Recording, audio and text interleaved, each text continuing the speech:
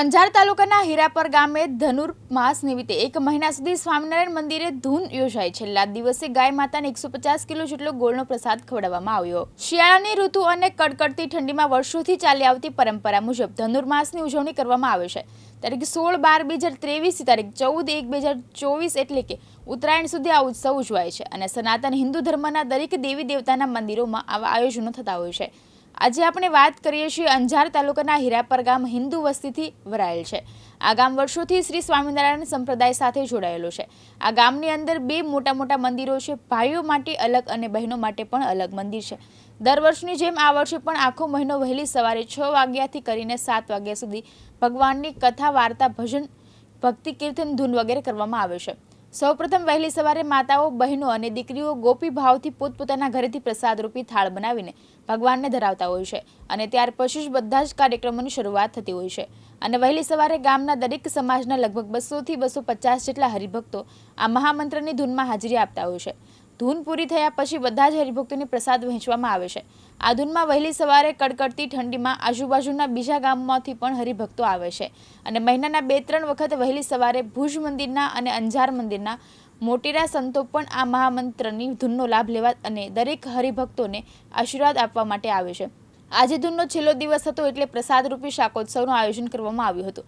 હિન્દુ ધર્મમાં ઉત્તરાયણના દિવસે દાન ધર્મનો બહુ મોટો મહિમા રહેલો છે એટલે આજે અમુક હરિભક્તો દ્વારા આ મંદિરના પૂજારી અને બીજા અમુક વ્યક્તિઓ દ્વારા દીકરીઓને વસ્ત્રોનું દાન આપવામાં આવ્યું હતું. એવી જ રીતે બહેનોના મંદિરમાં પણ 300 થી વધારે બહેનો મળીને મહામંત્રની ધૂન કરે છે એટલે આ ગામ બહુ જ ભાગ્યશાળી છે કે એવું ગામ લોકો માને છે. અને ત્યાર પછી ગામની ગાયોના વથાણમાં સહુ સાથે મળી ગાય માતાને ગોળનો પ્રસાદ ખવડાવવામાં આવ્યો હતો અને આશરે 150 કિલો જેટલો ગોળના દાતા સુનિલભાઈ શામજીભાઈ મહારાજ હતા.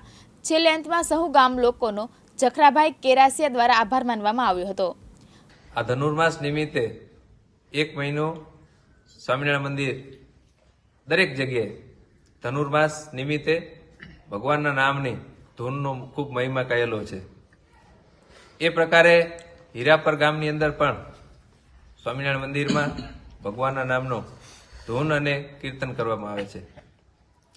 ગામમાંથી દરરોજ લગભગ 150 થી 200 હરિભક્તો ભાઈઓના મંદિરમાં ભાગ લે છે અને એનાથી પણ વધારે સંખ્યામાં સ્વામિનારાયણ મંદિર હીરાપરના બહેનોના મંદિરમાં 200 થી 250 બહેનો આ ભગવાનના નામનો મહિમા જાણી અને ભગવાનનો ભજન કીર્તન કરવા માટે વહેલી સવારના કડકડતી ઠંડીમાં ધૂન કરવા માટે મંદિરે આવે છે.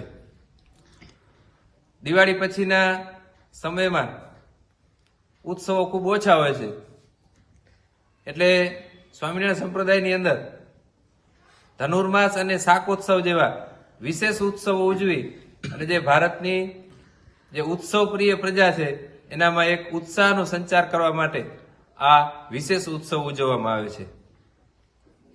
અને દરરોજ હરિભક્તો ધૂન લીધા પછી મહાપ્રસાદનું આયોજન હોય છે. નરનારાયણ દેવ યુવક મંડળના સભ્યો એ પ્રસાદની વ્યવસ્થા કરતા હોય છે અને તમામ હરિભક્તોના સહયોગથી જ આ પ્રસાદનું પણ જય શ્રી સ્વામિનારાયણ.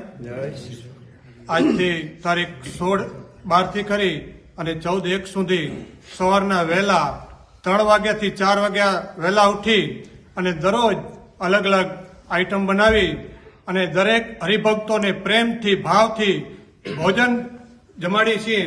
રોજ અલગ અલગ આઈટમ હોય અને આજે છેલ્લા દિવસે શાકોત્સવનું આયોજન કરેલ હતો તો એમાં સૌ ગામ લોકો ઉપસ્થિત રહી અને ભરપેટ ભોજન લીધો એ બદલ સર્વે ગામજનોનો ખૂબ ખૂબ આભાર. દીપક આહિર, દિવ્યાંગ ન્યૂઝ, અંજાર, કચ્છ.